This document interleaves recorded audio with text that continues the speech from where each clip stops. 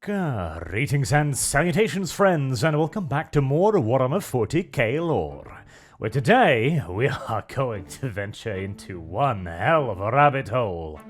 Machine spirits, and whether they are real or simply just some form of weird pseudo-organic AI developed either during the Imperium's golden age of technology or shortly thereafter to combat the dangers of the abominable intelligence. And, bearing in mind, this is a question that doesn't actually have a firm answer. But the answer, no, has never stopped me from exploring a rabbit hole before. Badum-tish. So we might as well get going. Firstly, what do I mean when I say machine spirit? This requires clarification because there is some diffuseness around the term. For example, in the more strictly functional definitions of the word, machine spirit refers to some sort of automated system within usually a war machine. For example, a drop pod has a machine spirit that can actually take over and guide the drop pod heading down to the surface, making minute adjustments to avoid, mountains or skyscrapers or enemy anti-air artillery. In the case of the drop pod, it sounds like an advanced algorithmic system, capable of making certain decisions based upon the circumstances that surround it. If it detects a mountain, it'll try and steer around it. Simple enough. In other cases, we might have an entire war machine capable of operating on a machine spirit alone. The Land Raider is a wonderful example of this, where there have been several examples of Astartes Land Raiders being able to continue combat activities even after its crew has been entirely knocked out.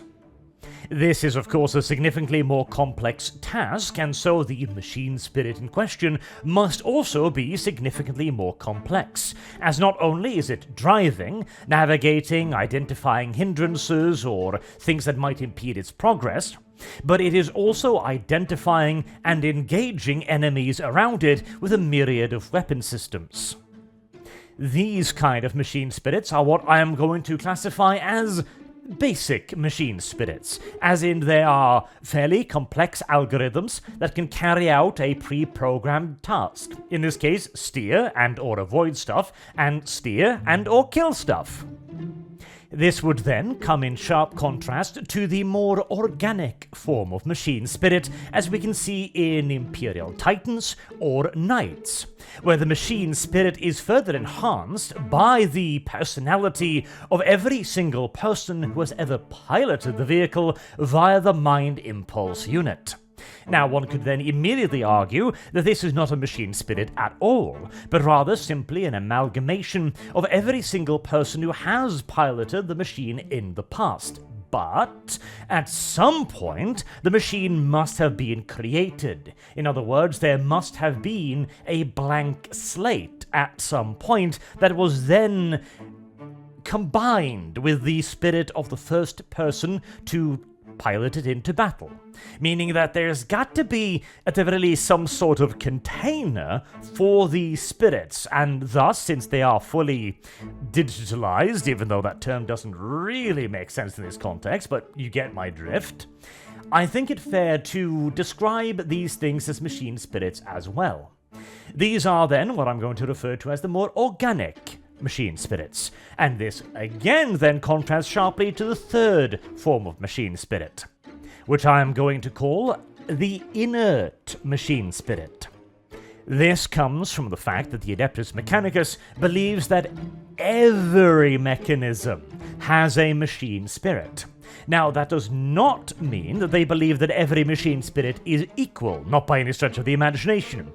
The machine spirit of a piston or a simple circuit board is not in any way comparable to that of a Land Raider in terms of initiative or intelligence, if intelligence is even the correct word here, of course, but they do believe that even nuts and bolts and hammers and mechanical equipment have machine spirits that need to be appeased. This is why a tech priest might utter a little prayer for even something so tiny as removing the screws on a maintenance panel because the screws themselves require appeasement. The degree of appeasement, incidentally, also varies greatly depending upon the complexity of the mechanism in question. Unscrewing aforementioned cover, for example, that might only require the burning of a stick of incense and a couple of mumbled words here and there as each screw is loosened from its fitting. Whereas bringing an Imperial Titan to operational status would require, well, a built-in cathedral. So, there we have then my crude and general categorization of 3 types of machine spirit. Basic, which is in essence a complex algorithm. Organic, which is added to, or even, depending upon your interpretation, wholly created by their interaction with organic creatures, in this case the minds of human beings. And the inert machine spirit, the one that is most likely to not really be a thing. We could also wander into the abominable intelligence rabbit hole as well, but in general, I don't actually think it necessarily has that much to do with the machine spirit. The only occasion of what I might consider to be genuine AI, as in an actual artificial intelligence, capable of having agency and acting on its own behalf, I can think of would be the Castellan robot hero thingies, the itinerants?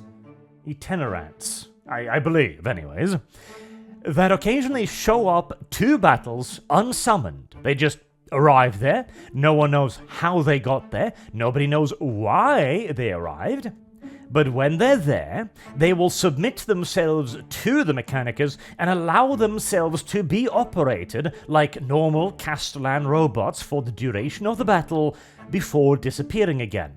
This suggests that they have some sort of agency of their own, where they pick and choose what battles they partake in, and they somehow travel to those areas.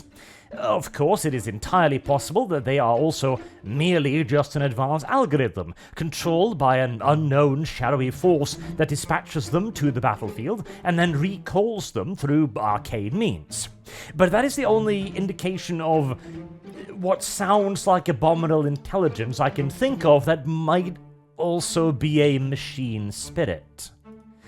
Perhaps, to go a little bit more granular, I might make the distinction that a machine spirit is a permanent entity, as in that it remains the thing it was created to be, even in the case of the organic ones. Even though a knight's machine spirit might evolve by having further souls added to it, it remains a knight's machine spirit. It can never become a titan's machine spirit. It can never become a land raider's machine spirit, and even less so, it cannot become a blender or anything like that, right? Whereas an abominable intelligence is kind of defined by its ability to grow and change itself into something greater. Universally, this being the problem of course, something that tries to eradicate humanity. So, say for example it was invented as a gun turret, right? A stationary gun turret. And then it grew sentient because bullshit reasons. It would then go, well, I'm not going to be able to kill too many humans like this, and then it'll figure out how to get legs and start wandering about. Now it's a mobile combat unit. Then it figures, okay, I'm going to need friends. And so it makes more of itself. Now it becomes a commander. And then it thinks, I'm going to need a lot more friends. There's a lot of humans out there. And so it becomes a overall supreme commander and guiding intelligence, etc., etc. In other words, it evolves and changes itself as it progresses through its task of wiping out humans. So, yeah, those are two pretty obvious differences. One, the whole changing thing, and two, the genocide thing.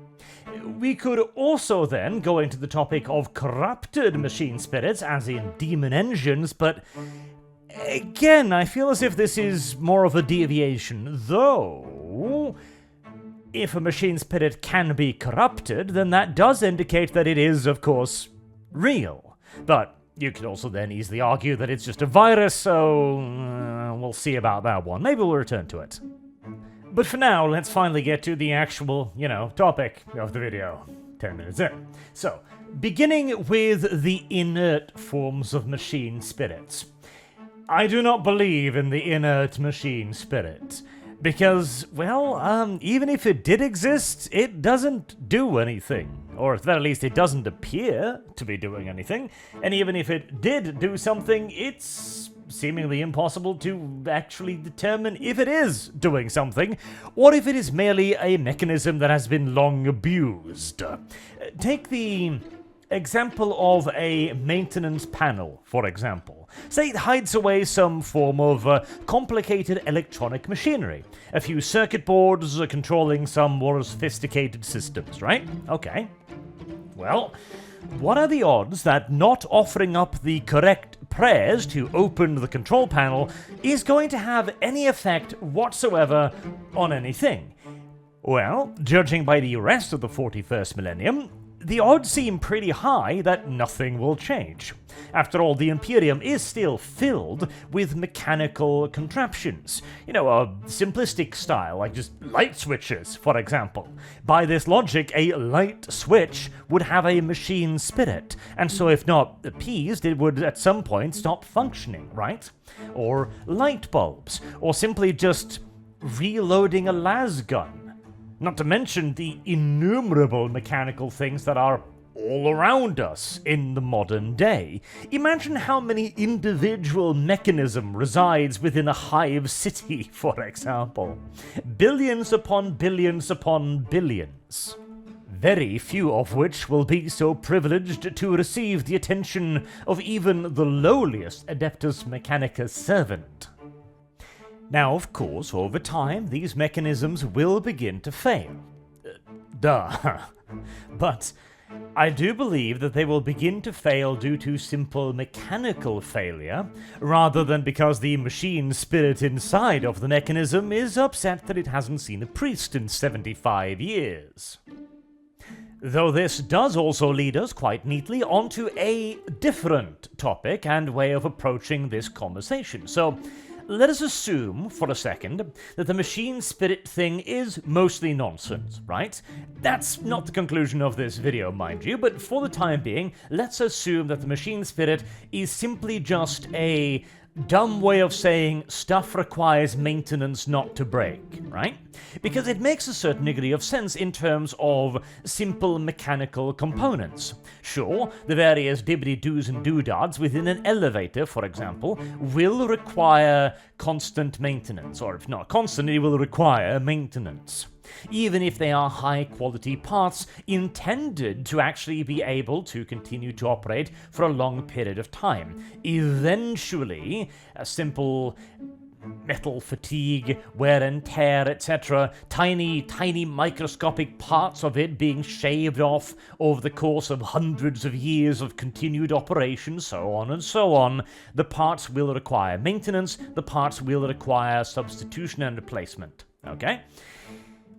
In an age where you don't actually understand this, where you don't understand that the pieces will eventually be worn away by wear and tear, it would be very convenient to come up with an excuse like, oh, the sacred machine spirit requires this part to be replaced every so-and-so many months, otherwise it's going to get cranky with you and stop working. Indeed, this was the basis for a great deal of human religions, of course. The ban on eating pork in Islam, right? This doesn't necessarily make all that much sense, as it would be weird for God to look at a pig and go, well, I mean, I made that, but I don't want you to eat it. And I'm sure they have a better justification for it than that. But during the olden times, pork spoiled pretty damn quickly, and it was relatively difficult to, keep in a unspoiled, non-dangerous to human beings state, particularly in the areas that the Muslims tended to operate in.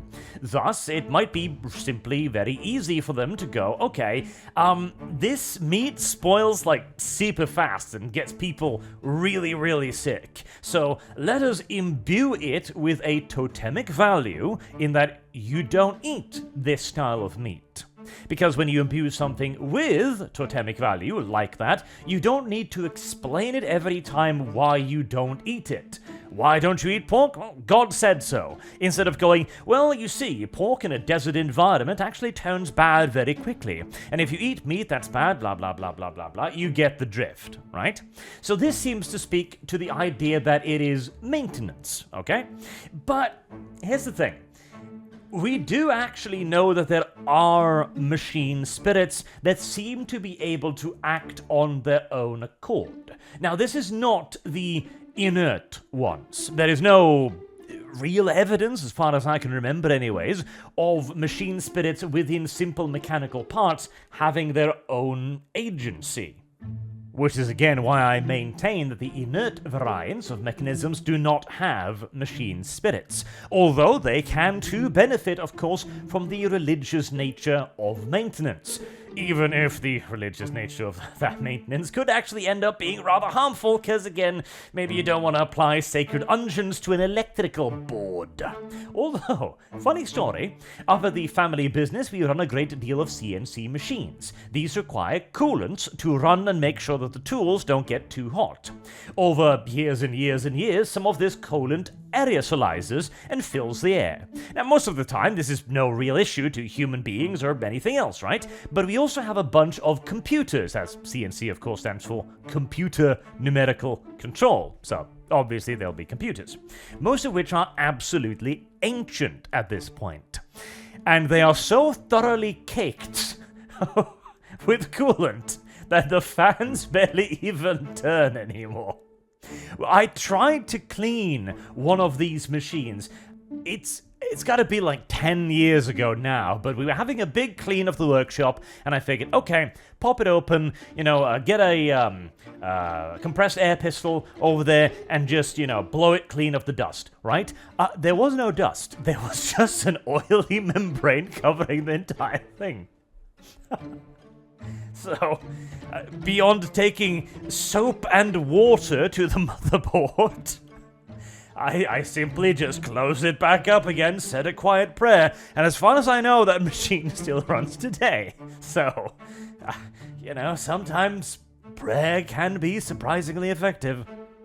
And as we also know that chaos, of course, functions based on belief, well, the Adeptus Mechanicus is a very, very large organization. And thus, if all of them believe that the various sacred unguents and incense, etc., actually does do something to the benefit of the machine, well, it will. No matter how contradictory it might appear. However, then, let us move on to the basic forms of machine spirits, because this is where we do see evidence of the machine spirit itself apparently having its own agency and an ability to interact with and influence the world around it on its own accord. Now again, this could also be explained by very complex algorithms, but there are certain instances in which the machine spirits appears to be doing things that wouldn't necessarily make sense for it to be programmed with. That is, for example, stories of vehicles apparently driving back to their own depots when their crews have been knocked out or injured, saving the life of those aboard. Now, you could again explain that with an algorithm saying, okay, machine, whenever you're stationary for so and so long, place down a GPS beacon and be like, home. And then, if you notice that all the life signs inside of you go flat, return to home. Possible, but relatively unlikely. There are also examples of machine spirits acting, well, just cranky, straight up. Because again, if we assume that the maintenance is primarily ritualistic and might actually do more damage than good, then it seems weird that you can have a uppity machine spirit acting like an ass, and then once a priest goes over to it and turns some screws and blesses it, and it then works.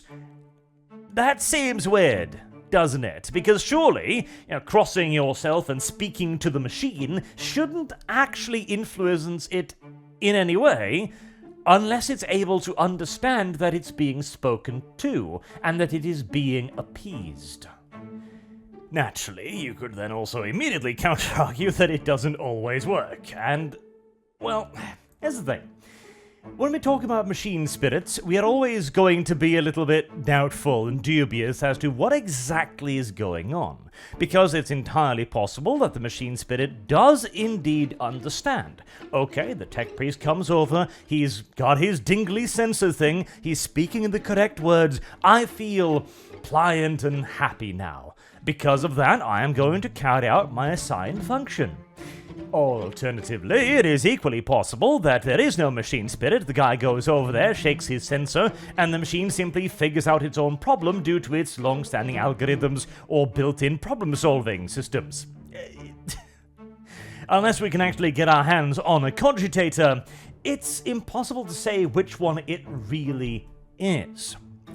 Now, personally, I like the romance of the idea of a machine spirit that functions beyond that of a super advanced algorithm. Because here's the thing. Algorithms do need to be created, right? Duh. And there are still things being created in the Imperium today. They are still building ships, they are still building cogitators, they are still building manufactorum complexes, etc., etc., etc. All of these things will require some form of computer assistance, either in terms of its operations, its piloting, its countless systems like elevators or automated, what's the word? T-Ford, factory, thing that rolls, conveyor belts, there we go, from Factorio. Those.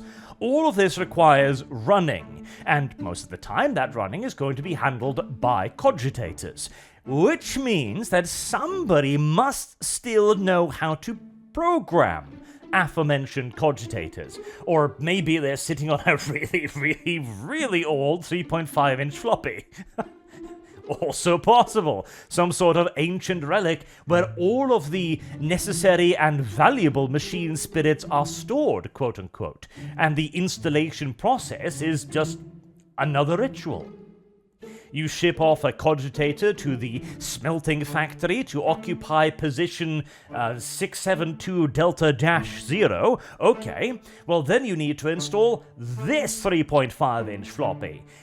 That actually does make a degree of sense as well, because I could absolutely see this, bearing in mind that the vast majority of the complex mechanisms in the Imperium are standard template constructs, meaning that the mechanicus isn't really building these, out of hand or anything. They have a blueprint that they follow each and every step of the way. And if that blueprint so happens to include references to what programs goes where and into which servitors, then, well, that would be an explanation for the machine spirits being replicated in so many different areas, and in the same way. It's all just the exact same algorithm, and therefore it would of course respond to the exact same, ritualized though they may be, maintenance and programming behaviors. But at the same time, I can't for the life of me remember a single time any of that has been mentioned. Maybe I'm just pulling a blank here, entirely possible, but I don't know. Algorithmic programming never really came up all that often, beyond, I guess, binaric. And I suppose that could be an explanation, right? You don't need to program a computer if you can speak to the computer. If you can literally just tell it what to do in binaric can't, then you would actually entirely sidestep the need to program it entirely. Which might also, incidentally, lead to another reason why the maintenance is actually effective. Because the tech priest isn't merely just mumbling random prayers and nonsense at the machine, he is actually programming it by speaking to it. Beep boop, please, hey, can you do what I told you to do? Basically, instead of going in nomine Patre et Filii Sancto, he's saying run systems check diagnostic, fix system problems, purge data cache, reboot. Makes sense actually now that I think about it.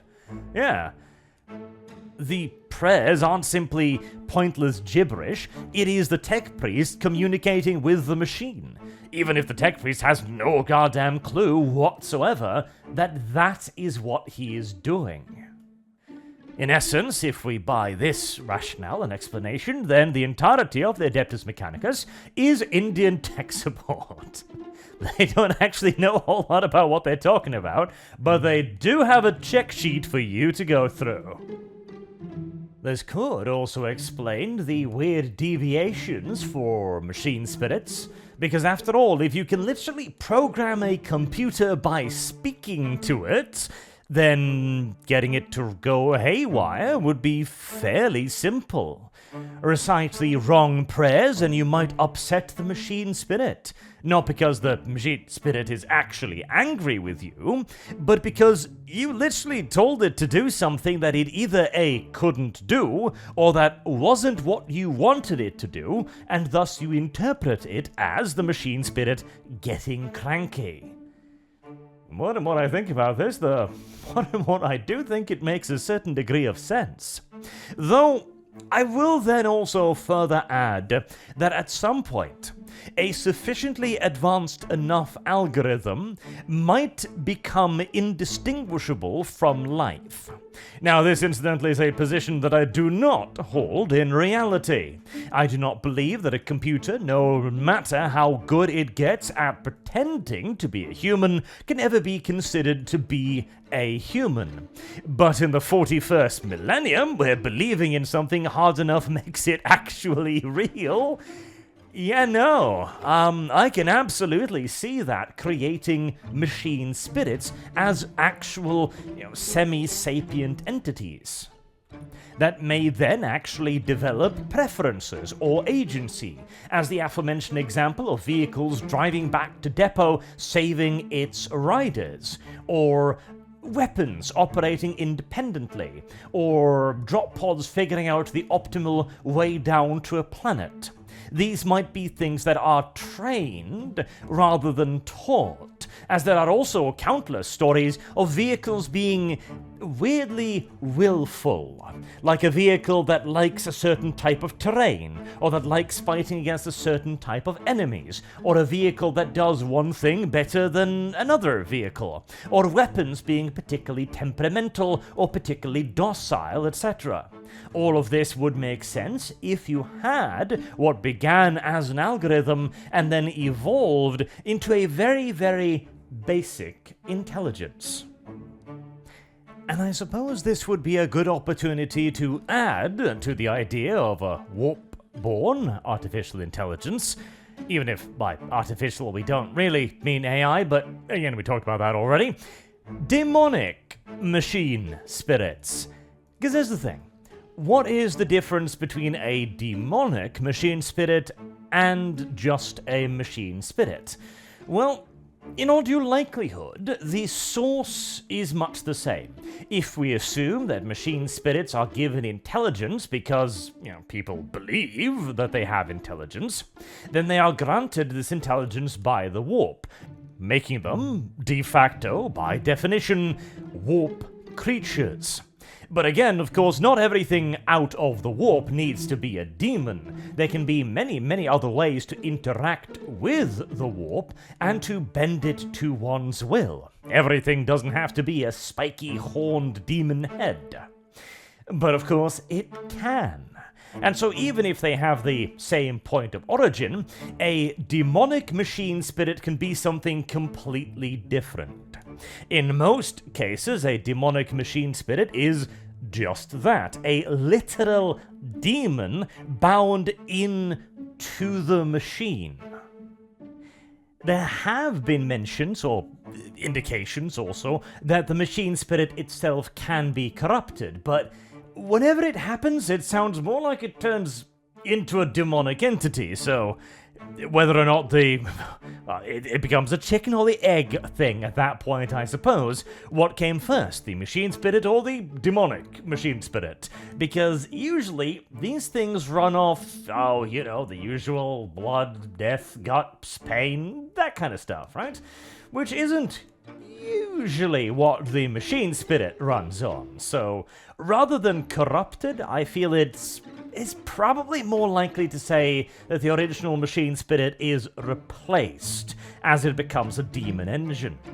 Even though, theoretically, a demon engine has a bit of a different connotation as well, as I suppose if we were to be a bit more pedantic, you could actually separate the demon engine, as in a mechanical creation deliberately infused with a demonic spirit, either to control it or even to animate it in its entirety, from a corrupted machine spirit, which is a, well, again, demonic entity, but one that, at least in theory, originated in the real world as a machine spirit. This is getting complicated. But to finally wrap it all up, the question then still remains, is the machine spirit real? I lean towards yes, at least in the form of the basic machine spirit, created either as a pseudo-warp entity, or as simply an incredibly complex algorithm, whose actions can be anthropomorphized to appear like life. In which case the onus is more on us for creating it than the machine spirit itself. As for is the machine spirit real as in it is the motive force that runs through everything? No. It does not appear as if all mechanisms possess a machine spirit, and so some mechanisms are quite clearly inert, whilst others do possess something that can at least be theoretically considered to be a machine spirit. And the machine spirit is absolutely different from abominable intelligences in that the latter evolve and change themselves, whereas the machine spirit does not.